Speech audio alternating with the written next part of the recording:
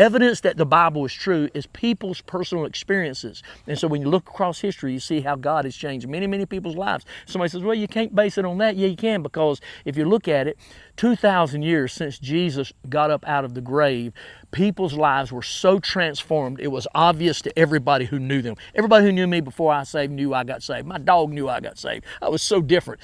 But listen to this. The disciples who followed Jesus closely, you know what they did?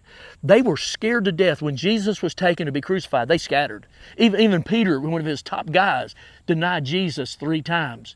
He was a coward. And then Jesus died on the cross. They went into hiding. 3 days later, Jesus got up out of the grave, and he went to his disciples and he showed himself alive. And for 40 days, he showed up here, showed up there. He showed himself alive to 1 or 2. He showed himself alive to a room full. He showed himself alive to over 500 people at one time. And when he wrote that, over 250 people were still alive who could say, yeah, I saw it. I know it's true. And that's why Christianity took off. Here's another evidence for you.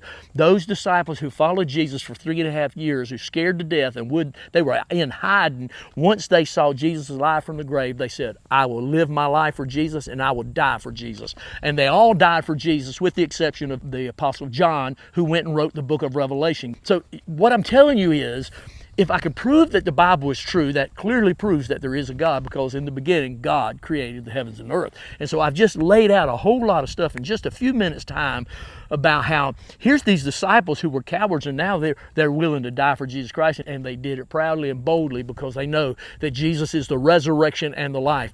And every time one died, it is said that their blood was like seed to the church.